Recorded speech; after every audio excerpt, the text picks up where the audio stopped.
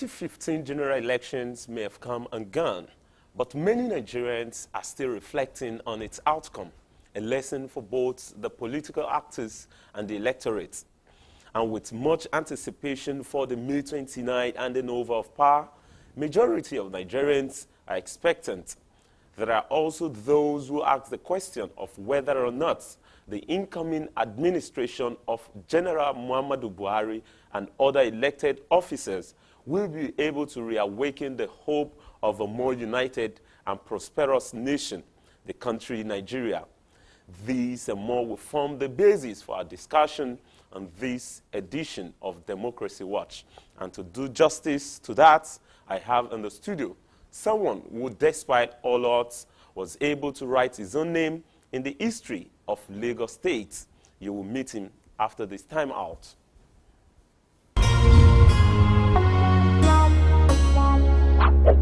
NTA10 Station for Excellence. Welcome back. My guest is the one-time chairman of Kosofe local government area. Is also the winner of the Lagos State House of Assembly election for Kosofe Constituency 2. He is no other person than Honorable Tunde Braimoh. Honorable, you are welcome. Thank you very much. It's my pleasure to be here. How does it feel being the winner of that election? Well, it feels good. It feels good.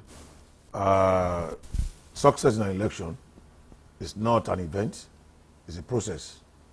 A process that is culminated. It started from nomination to contest the primaries, the contest of the primaries itself, and the electioneering, the long electioneering, despite the postponement and all of that. So Aquilian, so tasking, so sapping, energy-wise, financial-wise, resources. Well, we thank God at the end of the day that success is the story. Okay, we saw what played out in the just concluded election. As one of the contestants, was there a time that you were scared of the outcome of that election, of the results? Naturally, in a polity like ours, in a country like Nigeria, which in spite of all the opportunities and endowments, we still find ourselves as being referred to as a third world country. So we can expect anything. So if you were to be a sane clan where all is well and all is right, then you wouldn't have any reason to fear, because Olympic is not to win really, but to participate. So in a contest, there must be a winner, there must be a loser. But what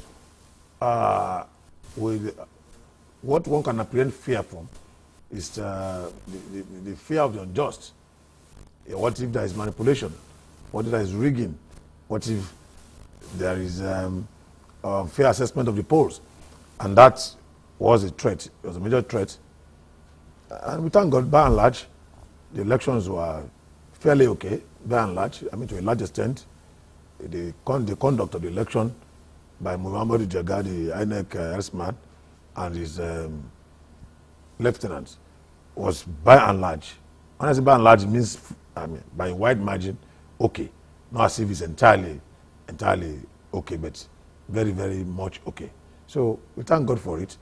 It came as a pleasant surprise. And as a new vista to electioneering and politicking in Nigeria, the usage of the card readers reduced to the barest minimum, if not actually or totally eliminated occasions and incidences of multiple voting. The permanent voters card, in spite of all its flaws, came out likely to be about 85% successful, and it really did help in curbing multiplicity of votes and manipulation. So by and large, at the end of the day, justified the means. The process, which appeared so unnecessarily cumbersome and paradoxical, that were put in place by the INEC, the current INEC, were novel. They were cumbersome, but at the end of the day, L.G.A was able to justify its ideas, and we thank God that the elections fairly were okay. We've had a series of comments about what played out between the president-elect and, of course, the president, Dr. Goodluck Ebele Jonathan. Such action, how do you see it? Congratulating the president-elect even before the announcement of the official results by INEC. That was a rare display of sportsmanship and statesmanship. Sportsmanship and statesmanship, both intertwined in Dr. Goodluck Ebele Jonathan. Let me tell you, I must confess this. The relationship that I personally, as a Nigerian, had with the president, the incumbent president, Dr. Jonathan, had been checkered. Checkered in the sense that when he was denied the acting presidency and the presidency, I was one of the people that went overboard and was ready to hit the roof and to say that he must be given a chance to rule according to the dictates of the Constitution. Where there were constitutional lapses, we advocated for the doctrine of necessity to be invoked. And we thank God the National Assembly at that time invoked the doctrine of necessity, and Jonathan became the acting president and later became the president and was re-elected president again. But I didn't like the kind of politicking, the kind of electioneering we had that were largely based on ethnicity and religion. We divided Nigeria so sharply. Why not? Because of God that loves us, we were too sentimental about our election. And we are not issue-based. We are personality-based. Who are you? Yoruba, Hausa, South, South. Who are you? Christian, Muslim. Those were irrelevant things. Does the road know that the Muslim that constructed it? If we have a good metro line, we will have known it was a Christian that brought it in. Those were non-issues as far as I'm concerned. But they became topical issues, unfortunately, in the last electioneering. But then, I blame the president for all of that. So I didn't like him. But the day he congratulated the president-elect before the actual announcement of the result, reminisced me of the late President Mandela of South Africa. It was while the voting of Mandela was going on, the clerk who knew that the clerk was actually the incumbent, knew that he could not even match up to Mandela. He congratulated Mandela. It just made me to remember Mandela. And also the clerk. So I respect the courage. I respect the statesmanship. I respect the sportsmanship. I respect the responsibility. I respect the sterling leadership qualities of President Goodluck Jonathan. And I can only say that what he has done, he has, laid a new precedent.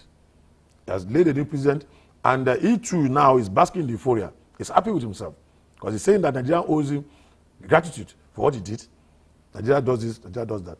But yet we do. And we are saying that we thank him because if you had reacted otherwise, things would have gone awry in the country. We were in a precipice, and anything could have happened at that time. We were charged. The atmosphere, the polity was over-tensed, was overheated. We had a very unnecessarily overheated election. It was beplagued with so many unnecessary extraneous factors, which should not have taken the front burners in a free and fair contest. But in spite of it all, the mere conduct of the president, that is a statesman, he loves Nigeria, he placed Nigeria above his own personal interest, which I know some of the people in his kitchen cabinet will have advised me against. Why to have sought advice? I'm sure he will have played an ambush by quickly doing it before the results were announced. Why the results have been announced, I'm sure he will have been prevailed upon or prevented even from making that kind of a statement or of a gesture to his co-contestant. What he did is a lesson. What he did is a blessing for all of us as Nigerians. So we thank him very much and we wish him well in his future endeavors. And he's a statesman now, internationally respected and recognized. And wherever he goes, that respect, the air of respect will flow with him because of the way he conducted himself. Having said that, let's look at the anticipation for the May 29 handing over of power. What are the expectations from your own end?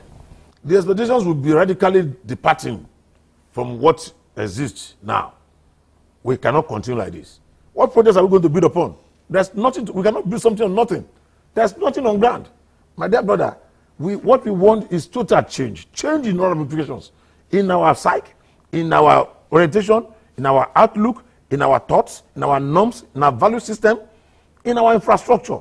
So we want to appeal to Nigerians to be patient and tolerant of the president-elect. He cannot be a miracle worker. And he's not a dramatist, he's not a theater artist. So he's not going to act as if he's going to make a drama or make a state play. So he's going to walk through a process, especially now that we have democracy. And he has to consult and he has to get approvals and appropriations when necessary. So it's going to be not so fast as they will expect. They are going to tarry a while. They are going to pray for him. Nigerians are going to tolerate him. They are going to understand him. And we are going to make sacrifices too, all of us. People in political offices should be ready to let go some of the pets of offices that make us who are standing to the people that put us into power, that make us become overlords to the actual lords who are the sovereign, who hold the electoral ace to put people into power. The absurdities in Nigeria must be corrected. We must know that as representatives of the people, we must emulate the governor of Niger State, Muazu, who said he's a chief servant of the state and not the governor of the state. We should know that we are servants when we are serving and not lords when we are serving. So, to whom much is given, much is expected. I know Nigerians are impatient and they want Buhari to turn water into wine like Jesus Christ did in the Bible, or to feed 5,000 people with a loaf of bread. But those who are possible by Jesus, it's not possible by Buhari, who is a mere mortal. All right, the program is still Democracy Watch, and in the studio with me is Honorable Tunde Braimoh. Please, let's go on a short break. The program continues shortly. Saw a loose ball, swung at.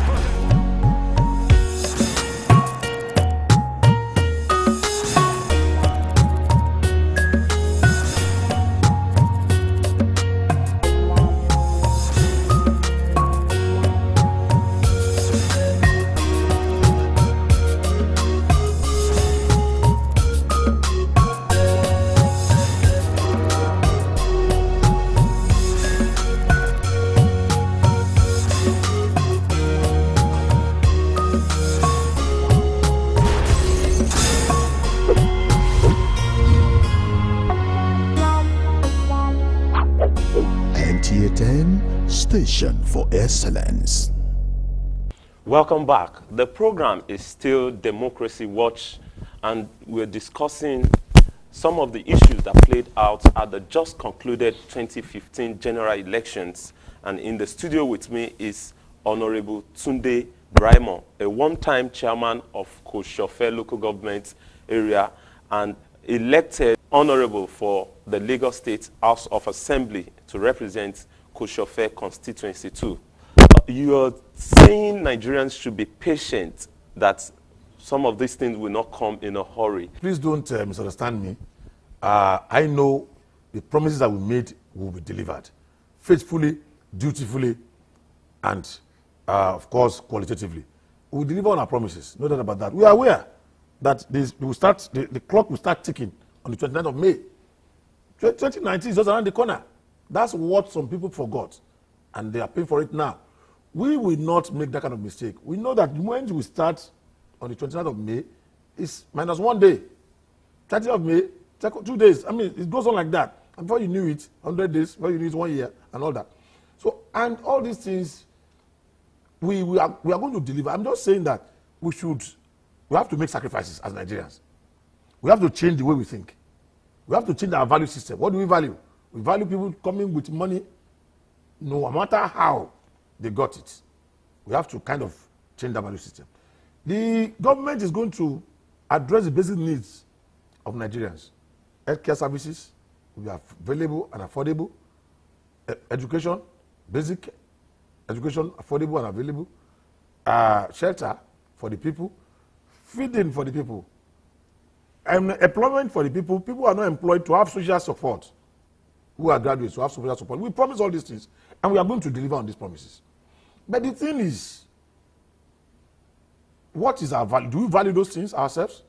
Are we going to continue to value the man who just came from nowhere with a big jeep from somewhere? Are we going to value somebody who just built a staircase without asking questions? Why would the government is trying to give us shelter? We should know that we should be our neighbor's keeper, and we should be our brother's keeper, and we should expose nefarious activities. We should support the government to fight corruption. Corruption is the cankerworm that is eating into all the facets of our national polity. Let us stop thinking of creating government in our own houses. Government that have water, government that have electricity, government that have security. Let us stop. Let us have a congenial approach to issues. Let people be able to put themselves together and form a commonwealth. That if I'm okay and my people are not okay, I will not be secured. So why can't I think of the welfare of my people too? And we change our policy. We stop stealing so much money that we steal. And if you stop stealing so much money, there will be enough in the coffers to go around to provide the basic needs of the people. So we need to kind of re-amend, re-energize, re-engineer our structures, all our infrastructures, all our institutions, I mean.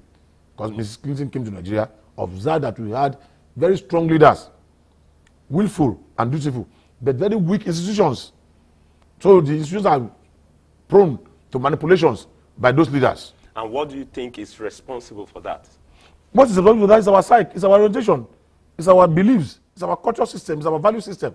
And that's what I say, we have to change a lot of things. You cannot just go to the USA of America and start stealing and go to a village and start doling the money out, and they would think you are insane. They will call you a madman. And they will ask, what is the money for? Does it translate into electricity for me? Does it translate into employment for me? Does it translate into security for me? You were a one-time chairman of Kosofe local government. What were your major achievements while in office? Oh, that was a long time ago. I left office 13 years ago as local government chairman. I became elected in 1998, sworn to office in 1999, and left in 2002. So when you talk about my achievements, honestly, there are many, the three of them, and they are there today. We were able to, support education, primary education, provision of materials, writing materials, textbooks, notebooks, renovated some schools. Now, a lot of roads were constructed, a lot of roads were rehabilitated. So many things like that that we're able to do. I wouldn't want to, with all respect to you, I wouldn't want us to go back into that. Because honestly, I'm proud looking. What's important now is what we're going to do. Even at that time, we were complaining that Nigeria was bad. Nigeria was a dollar sold for 85 naira. Today, a dollar, at the height of it, it hit a low of 235 naira during the electioneering. Today, by the grace of God, it's less than 200 naira. But it's about that. So we need to, that's the kind of thing we want to do now. The program is still Democracy Watch, and in the studio with me is Honorable Tunde Braimoh, a one-time chairman of Kosofe local government, and is also the elected honorable for Lagos State House of Assembly to represent Kosofe constituency 2. Honorable, issue of infrastructural development projects at grassroots level has been of great concern. How do you think this can be addressed? Well, it will be addressed when we reorder our priority as a country. Why I say so is that many federal government keeps too much funds. We have advocated this several times. I know with a pragmatic leadership coming in like General Buhari, there will be differences in the way we think. Federal government keeping about 52% of the federal revenue allocation is unnecessary. What is the federal government doing? Where is its territory? The territories of the local federal government are in the local government and the states. So when the federal government keeps a whole chunk of 52% of the revenue allocation, to do what with it now? I don't know. So we need to readjust the revenue allocation. Once we readjust the revenue allocation formula, maybe to about 40% for local government, for example, then local government will have more than enough money to be able to, to fund the systems. Don't be afraid of corruption. Because that's what people want to say. Oh, local government, they can even account for those that they have collected. Why are they asking for more? And the truth is that whatever is not well done cannot be properly done. Whatever is worth doing at all is worth doing well. When you give something to someone, too much is given, much is expected. When you don't give much, we are giving half measures, we are going to expect half measure results. Give the funds, put institutions in place that can monitor the usage of the funds. Because you cannot say because it's headache, then you cut the head off. Because there are some corrupt officials at local level, does not mean that all of them are purposeless, or all of them are corrupt. It doesn't matter. It doesn't really follow. Some could be, but let there be institutions to deal with those people that are. And when this system come in place and are institutionalized, then corruption will take a leave of that system. Let's look at the Lagos State's House of Assembly, as it were. Are there some of the policies on ground that you think should be reviewed, especially as we expect the newly elected officers to come into office? Well, the Lagos House of Assembly is a constitutional establishment. I will not, I've not been there before. I'm not an old member. I'm just coming in for the first time. What I've read is what I've seen. I have not been there. I don't know what actually operates, but I've read the rules of the assembly. I've read the constitutional provisions as regards state assemblies. So I know what obtains. And as a lawyer, I know the modus operandi and the ideal functionality of an assembly. That's all I know. When I get there, I hope what I'm seeing is what I get. So if I get what I'm seeing, it's okay. But if I don't get what I'm seeing, then we'll take it from there. Even though we are running out of time, let me ask you that there have been a lot of complaints about taxation in Lagos State. Do you have any intentions to move a motion to review some of these things? Do you think there should be a revisit to the issue of taxation in Lagos State? Well, taxes are necessary. Taxes are important. Taxes are compulsory for responsible citizens. It's one of the indices to measure your responsibility and dutifulness as a citizen of Nigeria. But you must pay your taxes. You pay your taxes as a staff of MTA. I pay my taxes as a private businessman and legal practitioner. When I become a legislator, I'm going to pay my taxes as a legislator.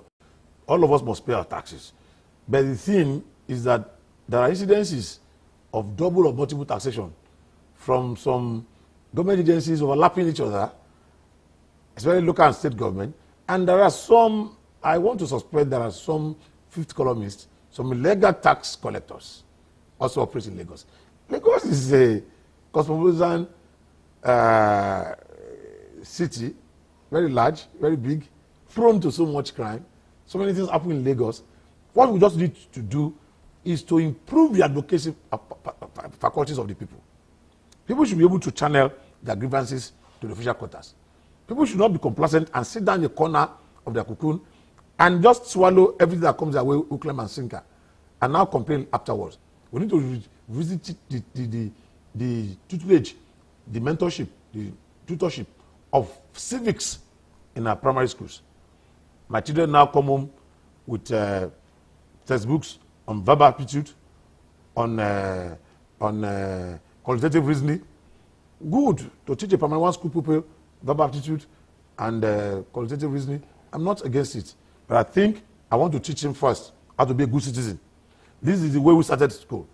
How to be a good citizen, your duties, your rights, your privileges as a citizen. You must not lie, you must not steal, you must not this, you must be patriotic to Nigeria, you must learn the pledge, you must learn the national anthem, you must put Nigeria first. All those things that were taught to us. The sterling qualities of our heroes in the past. The Obama Awolowo's, the Sadana of Sokoto's, the Tafawa Balewa's, the Nnamdi Azikwe's. All those sterling qualities of those people that were re-echoed into us where we are starting should be echoed into our children now, so that our children can have role models and have a kind of course charted, a dutiful course charted to succeed in life. Not to put the bell before the cat by teaching them how to reason fast, how to reason well, when really they don't even have anything to reason on. They don't have the bedrock of reasoning, which is the morals, the basics, the duties, the responsibilities of a Nigerian. Honorable, we want to thank you for obliging our invitation. And we hope that when else we invite you, you will oblige us. Yes, I will. Thank you very much. All right. Nigeria can only get better if every one of us puts our hands on deck to build the nation.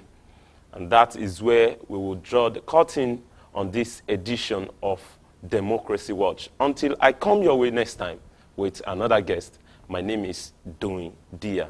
Thank you and God bless.